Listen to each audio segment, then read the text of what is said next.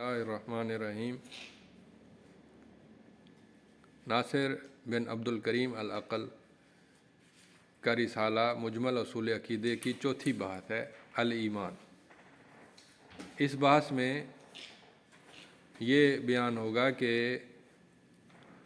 ईमान किस चीज़ का नाम है, सिर्फ़ कौल काफ़ी है या तस्दीक का या अमल काफ़ी है या इतराफ़ काफ़ी है,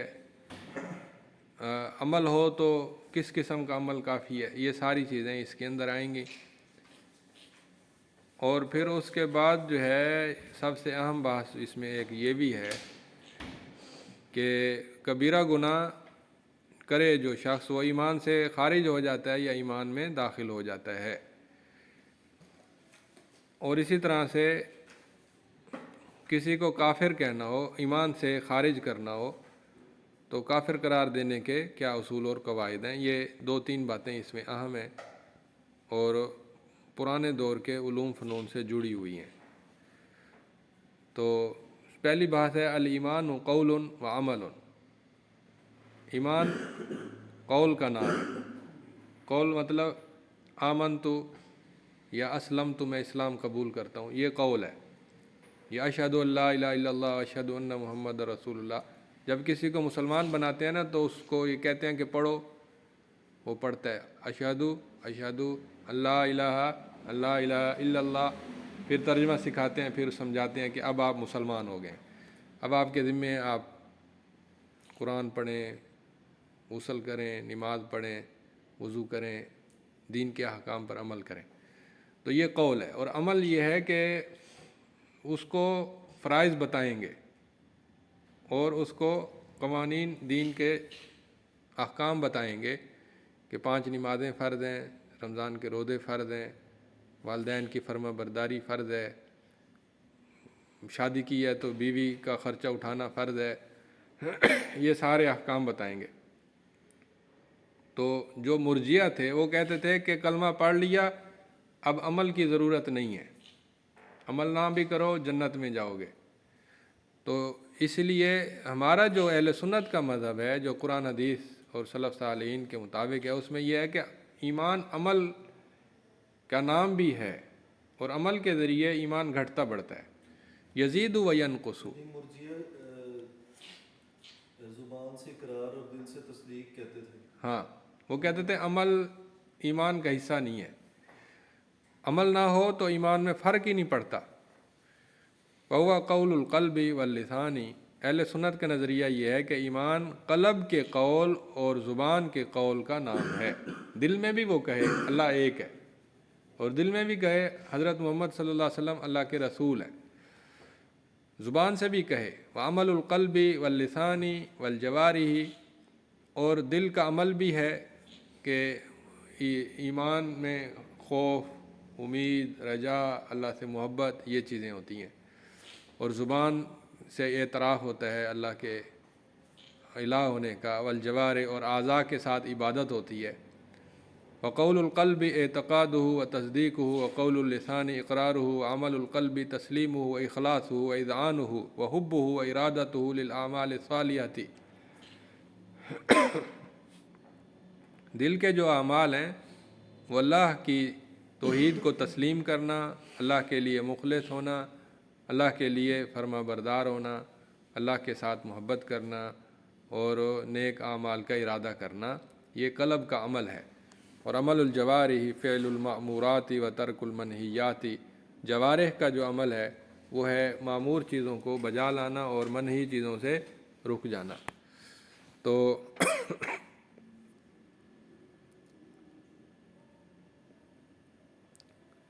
मन अखरजल अमल अनिल ईमानी फ़हुवा मुर्जिउन। जो अमल को ईमान से खारिज कर दे वो मुर्जिया है। वमन अदखल फ़ीही मा लैसा मिन्हु फ़हुवा मुब्तदिउन। जो ईमान में दाखिल करे वो चीज़ कि जो उसका हिस्सा नहीं है तो वो बिदती है। जो ईमान में दाखिल करे कोई ऐसी चीज़ जो ईमान का हिस्सा नहीं है तो वो बिदती है। क्योंकि बिदती ऐसी ऐसी चीज़ों को भी लाजिम करार देते کہ جو لازم نہیں تھیں بلکہ وہ بدعتی تھیں۔ مثلا معتزلہ نے ایسے جبریہ قدریہ نے ایسے امور داخل کیے ایمان کے اندر جن پر ایمان لانا ضروری نہیں تھا، ضروری کیا جائز ہی نہیں تھا، وہ بدعتی ہیں۔ وَمَن لَّمْ يُقِرَّ بِالشَّهَادَتَيْنِ لَا يَثْبُتُ لَهُ اسْمُ الْایمان، جو شہادتین کا اقرار نہ کرے اس کے لیے ایمان کا لفظ ثابت نہیں ہوگا، ولا حکمہ، نہ ایمان کا حکم ثابت ہوگا، لا فی الدنیا ولا فی الآخرہ، نہ دنیا میں نہ آخرت میں۔ اس کی مثال، بہترین مثال ابو طالب کی ہے۔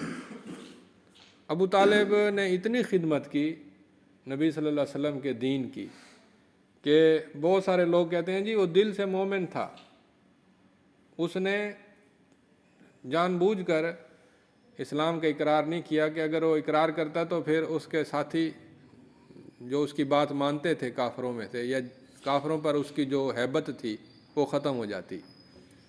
یہ لوگوں کا نظریہ ہے۔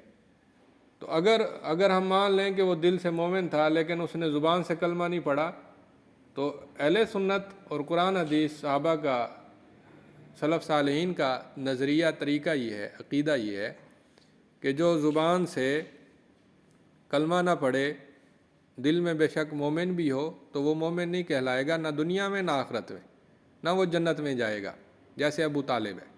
اگر یہ سمجھ لیں کہ وہ واقعی مومن تھا، دل سے مومن تھا۔ سمجھ آ رہی ہے بات کی؟ الاسلام والایمان اسمان شرعیان بینہما عموم و خصوص من وجہ، اسلام اور ایمان یہ دونوں شرعی لفظ ہیں، ان کے درمیان عموم خصوص من وجہ کی نسبت ہے۔ عموم خصوص من وجہ یہ ہوتا ہے کہ کچھ چیزوں میں اسلام ایمان سے الگ ہے، کچھ چیزوں میں اسلام ایمان ایک ہے، اور کچھ چیزوں میں اسلام ایمان سے الگ ہے۔ یعنی اگر ہم دو بڑے دائرے بنائیں، ایک دائرہ ہو ایمان کا اور ایک دائرہ ہو اسلام کا، تو وہ تھوڑا سا دائرہ ایمان کا اور تھوڑا سا دائرہ اسلام کا آپس میں اکٹھے ہو جائیں تو جو درمیانہ حصہ ہوگا وہ مشترک ہوگا۔ تو اس کو کہتے ہیں کہ عموم خصوص من وجہ۔ تو ایمان کا کچھ حصہ اسلام سے باہر ہے اور کچھ حصہ اسلام کا ایمان سے الگ ہے اور کچھ حصہ مشترک ہے، ٹھیک ہے؟ تو کون کون سا حصہ ہے؟ مثال کے طور پر ایمان ہے، ایمان کے اندر ایمانیات 6 ایمانیات ہیں، ٹھیک ہے؟ اور جو اسلام ہے اس کے اندر کلمہ توحید، یعنی نبی اللہ تعالیٰ کی توحید کا اقرار اور نبی صلی اللہ علیہ وسلم کی رسالت کا اقرار، یہ وہ حصہ ہے جو ایمان کے اندر بھی موجود ہے، ٹھیک ہے؟ لیکن ایمان کے اندر مثلا تقدیر ہے، وہ ارکان اسلام میں ہمیں نظر نہیں آتا، کسی تعویل سے داخل کر سکتے ہیں، ٹھیک ہے؟ اور اسی طرح سے ان دونوں میں مشترک جو چیز ہے وہ توحید ہے اور رسالت ہے، اور اسلام میں جو چیز الگ ہے وہ ہے نماز، روزہ۔ وعلیکم السلام۔ تو یہ عموم خصوص من وجہ کی نسبت ہو گئی۔ وَيُسَمَّى أَهْلُ الْقِبْلَةِ مُسْلِمِينَ، اور اہل قبلہ کا نام مسلمان رکھا جائے گا جو بیت اللہ شریف کی طرف منہ کرتے ہیں۔ اور 5واں نمبر ہے مرتکب الکبیرۃ لا یخرج من الایمان، کبیرہ گناہ کا جو مرتکب ہے وہ ایمان سے خارج نہیں کیا جائے گا۔ یہ چونکہ ایمان کی بحث جاری ہے تو یہ بحث ہوگی کہ جو کبیرہ گناہ کا مرتکب ہے وہ ایمان سے خارج نہیں کیا جائے گا۔ فَهُوَ فِي الدُّنْيَا مُؤْمِنٌ ناقض الایمان، ناقص الایمان، یہاں زواد کی بجائے سواد ہونا چاہیے۔ وہ دنیا میں مومن ہوگا اور اس کا ایمان ناقص ہوگا۔ وفی الآخرۃ تحت مشیۃ اللہ، اور آخرت میں وہ اللہ کی مشیت کے ماتحت ہوگا۔ ان شاء غفر لہ و ان شاء عذبہ، اگر اللہ چاہے تو اسے معاف کر دے، اگر اللہ چاہے تو اسے عذاب دے۔ والموحدون کلہم مسیرہم الی الجنہ، موحد سارے کے سارے ان کا انجام جنت ہے۔ وَإِنْ عُذِّبَ مِنْهُمْ بِالنَّارِ من عُذِّبَ، اگرچہ ان میں سے بعض کو جہنم کا عذاب بھی دیا جائے۔ وَلَا يَخْلُدُ أَحَدٌ مِّنْهُمْ فِيهَا قَطُّ، اور ان میں سے کوئی بھی یعنی ایمان والوں میں سے کوئی بھی جہنم کے اندر ہمیشہ نہیں رہے گا۔ بات سمجھ آ رہی ہے؟ تو یہ 5واں نمبر جو ہے یہ خوارج کے تناظر میں ہے کہ مرتکب کبیرہ کے حکم میں خوارج کا نظریہ یہ تھا کہ وہ بڑا کافر ہے، ایمان سے خارج ہو جاتا ہے، ایمان اس سے بالکل ختم ہو جاتا ہے۔ تو ہمارے نزدیک، اہل سنت کے نزدیک، مرتکب کبیرہ کا جو حکم ہے وہ یہ ہے کہ وہ مومن ہے دنیا میں بھی اور آخرت میں بھی، اور اللہ چاہے تو اسے سزا دے، اللہ چاہے تو اسے معاف کر دے۔ آگے 6 نمبر، لا يجوز القطع لمعین من اہل القبلۃ بالجنۃ او النار الا من ثبت النص فی حقہ، کسی بھی معین شخص کے بارے میں جو کہ اہل قبلہ میں سے ہو، یعنی مسلمانوں میں سے ہو، اس کے بارے میں قطعی فیصلہ کرنا کہ وہ جنتی ہے یا جہنمی ہے، یہ جائز نہیں ہے مگر نص کے ذریعے۔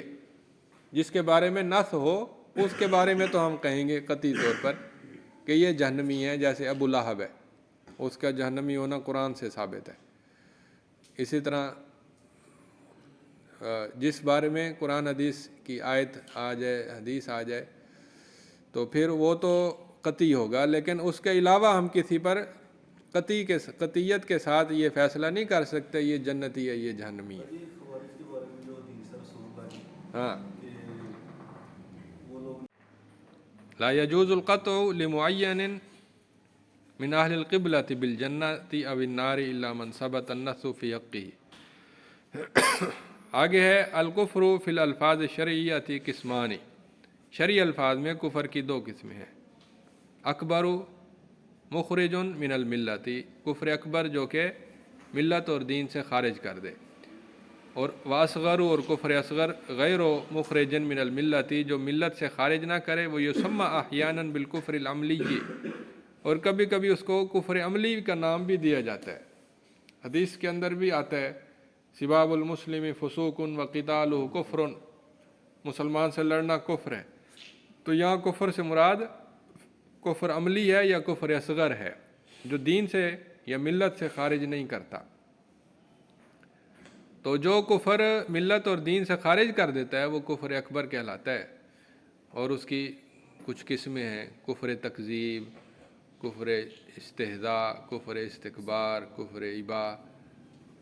یہ کفر کی اقسام ہیں، بڑی اہم اقسام ہیں، اور ان کو سمجھے بغیر بندہ صحیح عالم نہیں بن سکتا۔ کفر بوا کیا ہوتا ہے؟ کفر بوا وہ کفر ہوتا ہے کہ جس کے کفر ہونے میں شک نہ ہو۔ کچھ کفر کی اقسام ایسی ہیں کہ جن کے اندر اختلاف ہو جاتا ہے یا اس کی تطبیق میں اختلاف ہو جاتا ہے، تو کفر بوا وہ ہوتا ہے کہ جس کے کفر ہونے میں شک شبہ کی گنجائش نہ ہو۔ مثلا کوئی شخص کہے کہ جی میں تو عیسائیت قبول کرتا ہوں، اس کے کفر میں کوئی شک ہے؟ کوئی شک نہیں ہے۔ اسی طرح کوئی شخص کہے جی میں تو نماز کو فرض نہیں سمجھتا، اس کے کفر بوا ہونے میں کوئی شک نہیں ہے۔ کچھ کفر ایسے ہیں کہ جن کے بوا ہونے میں شک پیدا ہو جاتا ہے۔ مثال کے طور پر مامون رشید کے دور میں مامون نے خود کہا تھا کہ یہ جو قرآن ہے یہ اللہ کی کلام نہیں ہے، اللہ کی مخلوق ہے۔ یہ کفر تھا لیکن بوا نہیں تھا، کیونکہ اس میں تعویل یا دقت نظر کی گنجائش تھی، یا وہ ایک علمی مسئلہ بن گیا تھا اور اس کے اندر گہرائی تھی، اس وجہ سے۔ تو 8واں نمبر یہ ہے التکفیر من الاحکام الشرعیۃ التی مردها الی الکتاب والسنہ۔ تکفیر جو ہے شرعی احکام میں سے ایک شرعی حکم ہے جس کا مرجع قرآن اور سنت ہے۔ قرآن سنت کے بغیر کسی کی تکفیر جائز نہیں ہے۔ فلا يجوز تکفیر مسلم بقول او فعل ما لم يدل دلیل شرعی علی ذلک، جب تک کہ شرعی دلیل دلالت نہ کرے تو ہم کسی قول فعل کی وجہ سے کسی مسلمان کی تکفیر نہیں کر سکتے، جب تک کہ کوئی دلیل، کوئی واضح نص نہ مل جائے اور نواقض اسلام مکمل طور پر ثابت نہ ہو جائیں۔ فلا يلزم من اطلاق حکم الکفر علی قول او فعل ثبوت موجب ہی فی حق المعین،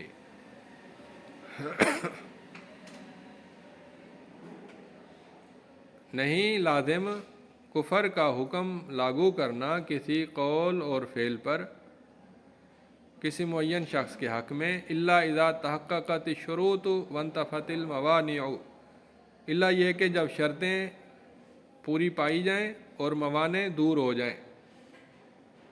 شرطیں پوری پائی جائیں کا مطلب یہ ہے کہ 4 شرطیں ہیں وہ اس کے اندر موجود ہوں جس نے کفر کیا ہے۔ مثلا یہ کہ خطا نہ ہو سکتا ہے اس خطاً اس کی زبان سے نکلا ہو کوئی بات، جلدی میں، لا علمی میں، گھبراہٹ میں، پریشانی میں، خطا۔ دوسرا ہوتا ہے کہ جہالت، کہ اس نے کفر کی بات کی ہے لیکن جہالت سے کی ہے، وہ اس کی معنی کو سمجھتا ہی نہیں ہے یا اس کی گہرائی کو نہیں سمجھتا۔ یا اکراہ ہوتا ہے کہ وہ جبر کے تحت، ظلم کے تحت وہ کفر کا رستہ اختیار کرتا ہے۔ اور چوتھا ہے تاویل، کہ وہ کفر کا رستہ اختیار کرتا ہے کسی مغالطے کا شکار ہو کر۔ تاویل مغالطہ ہوتا ہے، علمی مغالطہ، جیسے مامون و رشید یا دیگر بعض لوگ تاویل کرتے ہیں۔ تو تاویل کی بھی 2 قسمیں ہیں۔ تاویل، ایک تاویل وہ ہے کہ جو تاویل بدعت میں داخل کرتی ہے لیکن کفر میں داخل نہیں کرتی، اور ایک تاویل وہ ہے کہ جو کفر میں داخل کر دیتی ہے۔ 2 قسم کی تاویلیں ہوتی ہیں۔ تو وانتفت الموانع، موانع دور ہو جائیں۔ موانع کا مطلب ہے کہ اس کی جہالت کو دور کیا جائے اور اس پر حجت تمام کر دی جائے، اس کو کہتے ہیں موانع دور کرنا۔ والتکفیر من اخطر الاحکام، کسی کو کافر قرار دینا یہ احکام میں سب سے زیادہ خطرناک ہے۔ فیجب التثبت، واجب ہے کہ اس میں پختگی حاصل کی جائے کہ واقعی اس نے یہ بات کہی ہے یا نہیں کہی۔ والحذر، اور واجب ہے کہ احتیاط کی جائے من تکفیر المسلم، کسی بھی مسلمان کی تکفیر سے احتیاط کرنا واجب ہے۔ تو یہاں پر ہماری ایمان کی بات مکمل ہو جاتی ہے۔